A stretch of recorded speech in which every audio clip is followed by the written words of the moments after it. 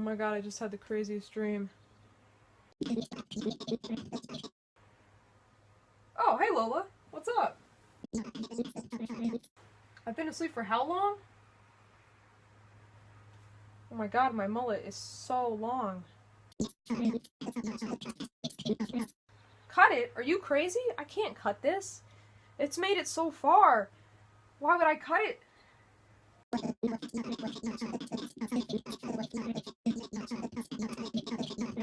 YouTube channel. YouTube channel. What YouTube channel? My horror channel. Right. I made one of those. Post a video? Post a video on my horror channel?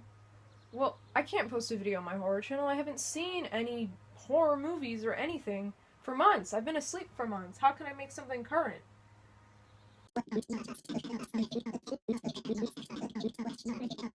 Talk about something old, you say?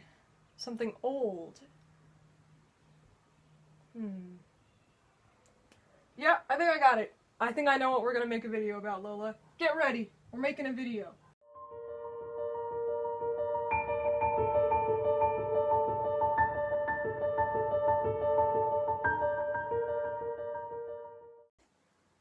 Hello everyone and welcome back to my channel. Before we start, I just want to thank everyone who stuck around waiting for me to make a video and for the handful of people that actually subscribed even though I wasn't posting anything for months.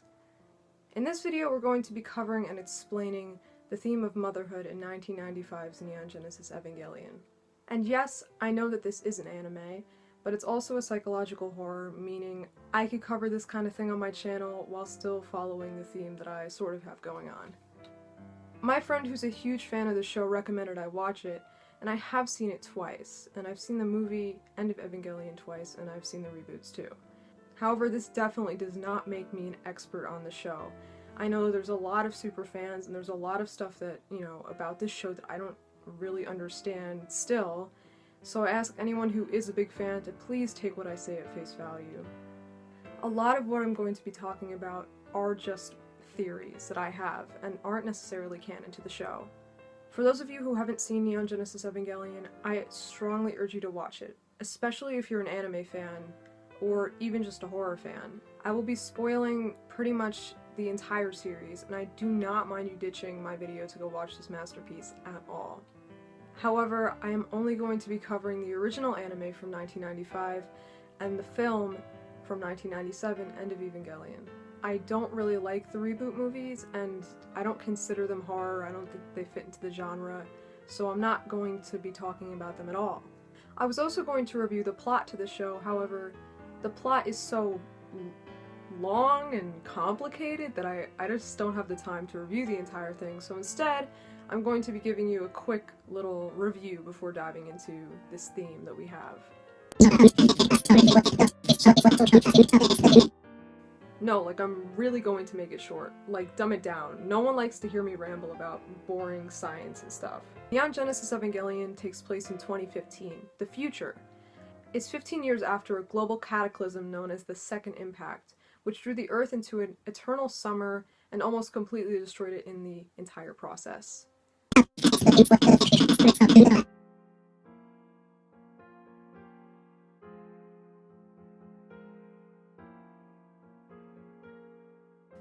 Yes, exactly, now you're getting the hang of it. Neon Genesis Evangelion follows the stories of the pilots of these Evangelions. These are biomechs meant to combat angels, aka the same things that cause the Second Impact. They're kind of like aliens. These pilots include Shinji Ikari, our main character, Rei Ayanami, and Asuka Langley Soryu, each of them piloting their own Eva. These teenagers, especially Shinji, end up causing the Third Impact and destroy the entire Earth. Kind of. I'm still kind of debating what the ending actually means. Well, if you want an actual explanation of the plot that goes a lot more into depth than I do, there is an amazing channel that describes it in just 7 minutes, something I could never do, and I will definitely link their video in the description for you guys to watch. Now, I could finally dive into the themes of this show, and trust me, the themes are literally endless. It's almost as if the show wanted to be dissected. Well, actually, that's exactly what it did want. The show is extremely emotional, and in my opinion, sometimes tries too hard to be taken seriously. Yet at the same time, this creates an absolutely terrifying and tormenting experience for the viewer, as themes such as mental illness, religion, puberty, along with a few other controversial things, are blown into horrific proportions. Motherhood being by far the most interesting theme that I think has come out of Evangelion, and is maybe the one that's least spoken about. I know that, the creator of the show was depressed all the time while making the show, and he was using the show to kind of combat his own demons in a way. And that leaves the show with the biggest theme being depression and dealing with depression. But so many people talk about that theme of depression that I didn't want to talk about it. I wanted to talk about something else. So I chose this theme to talk about. Now, once again, I'm no way an expert on the show.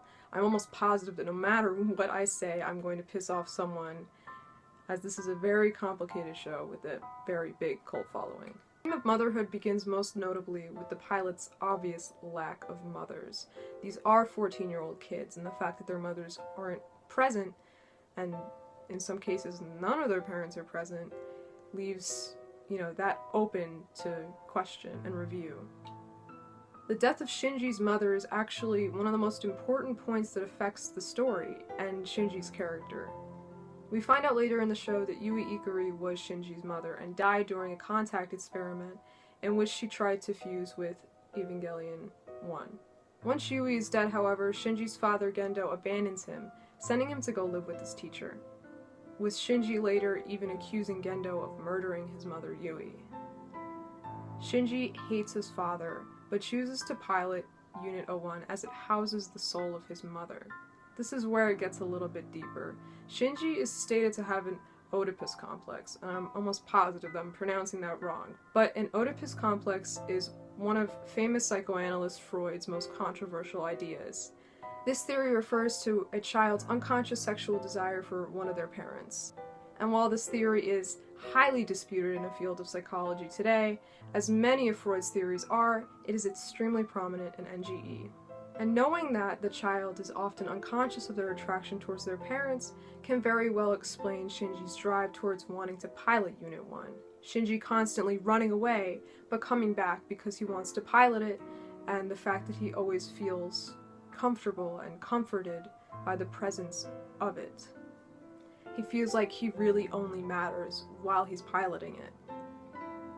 This is where our character Rei also comes into play. As you watch the show, you come to learn that Rei was creating using whatever body parts was left of Shinji's mother after her death, mixed with the soul of Lilith, an ancient angel.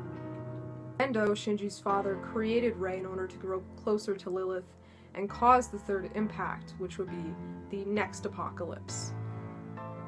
He wanted to be reunited with his deceased wife Yui using this human instrumentality project that was going to be kind of the result of this apocalypse. While Rei's relationship with Gendo is very important, Rei's relationship with Shinji is a large part of the series' progression. Shinji is almost immediately interested and allured by Rei, unknowing that, this is his dead mother. Rei also has no idea what she is or who she is, or the fact that she is some sort of clone of some woman before her. In some cases, Rei even is shown to kind of want Shinji in return. In episode 15, Shinji finally openly voices his thoughts about Rei reminding him of his mother, and her possibility of being a good mother in the future. This scene is incredibly awkward, and kind of makes me laugh every single time. And Rei blushes as a result from either being embarrassed, I think, or too nervous that Shinji is getting too close to her. This, however, and kind of consequently causes Rei and Shinji to become closer, which is the opposite of what Rei kind of wanted. This can be seen in episode 16 when Rei is shouting for Shinji while getting attacked by the angel Lilil. I can't say that. Leliel. and when she gets pissed off that Asuka is bad-mouthing Shinji. One of Shinji's main drives in his character is wanting to know more about Rei, and to make sure she is protected and safe. Rei also reflecting the same feelings, as they have this kind of unusual bond between them, that they want to make sure that each other are safe, and they're kind of just driven to be together by some outside force. Yeah, sure, let's talk about them before we talk more about Rei. And actually, let's start with Asuka. Asuka is maybe my second favorite character in this series. And much like Shinji, Asuka's mother had some problems during a contact experiment with one of the Eva units. Unlike Yui, Asuka's mother went insane and eventually committed suicide rather than dying immediately. Before her mother killed herself, she would talk to a doll that she thought was Asuka, her daughter, even asking her to die with her. As Asuka's mother knew that her husband didn't want her around, nor Asuka. Eventually, Asuka was chosen to pilot the Evangelion, and on the day, Asuka found her mother hung dead with the doll also hung. Asuka's mother saying that she's unimportant and that nobody wants her around and that she should die with her. These moments in Asuka's life are the reason why she is so confident and tries so hard to be noticed as a teenager, and is the reason why she's the character that we know today to be very hated because of how wild she is. When Asuka's mother Kyoko asked Asuka to die with her, she, at the time being both too young to fully understand what was asked of her and desperate for Kyoko to acknowledge her as her daughter, agreed to the request to die with her, begging Kyoko to be her mother again while doing so. Asuka thought that if she went and died with her mother, that meant that her mother would return and go back to loving her rather than loving this doll. It is obvious that Asuka didn't die as she's in the show later on as a teenager, and that she has later come to realize the implications of Kyoko's request, leaving her feeling deeply disturbed and powerless about how easily and ready she agreed to die with her. How she, at that very moment, was her mother's doll, so obedient to and dependent on another person that she was willing to give up her life without a second thought at all. As a result, Asuka has come to resent the idea of being so beholden to anyone again, and has become obsessed with being an independent adult who thinks only of herself in order to shield herself from ever ending up in a similar situation. She puts up these huge walls of confidence to mask the fact that, why she's putting up these huge walls of confidence. Asuka does get a new stepmother that initially tries to bond with her, but she ended up being discouraged as she found the young girl's overly serious deposition for her age and coldness towards her to be somewhat disturbing, and the two have kept kind of a mutual distance ever since, and we never really see that turn into anything. We never see her relationship with her stepmother get better. We always just know that they keep a distance. Her mother's death and her father's remarriage have left obviously deep scars on Asuka's psyche. In End of Evangelion, Asuka plunges herself into the ocean while piloting the Eva, and of course this is the last part, of the series, so on the edge of death, her mother can be heard asking her to come and die with her again, but it also says not to die and don't die. It's at this point that I believe, and once again, most of the stuff is theories, that Asuka chooses to believe in her mother she knew before she failed the connection test and committed suicide, or the mother who wanted to join her in death. Asuka realizes the mother that she loved and wanted was still inside her, saying, "You've been with me since the very beginning." It's possible that at this point in the story, Asuka has come to terms with her mother in this scene, as the mother she loved and wanted had been living within her the entire time. This connects to another extremely popular theory that also states that Asuka's mother's soul is in the Eva that she pilots, much like how it is with Shinji, except Shinji's mother's soul being in the Eva is canon, while we don't actually know about Asuka. Now, Ritsuko is a different case altogether. Ritsuko's mother, Naiko, and I'm sorry if I'm pronouncing all these names wrong, was the developer of the Magi system at NERV, and in many ways, Ritsuko constantly finds herself living in her mother's shadow. Ritsuko is not one of the pilots. She is an adult when Evangelion takes place. and we don't really get to know a whole lot about what she was like as a child. We do know that she kind of had this love-hate relationship with her mother, and we know that both her and her mother were brunettes and eventually, you know, dyed their hair blonde. And that's kind of one of the biggest similarities placed in front of us right away. Of course, though, much like the other characters, Ritsuko's mother, Naiko, is dead. And before her death, she was the head of the Evangelion project in NERV. And Ritsuko continues this work after her death, both of them being scientists. Ritsuko seemingly had this love-hate relationship with her mother, with one of the weirdest parts about it being their relationship with Gendo.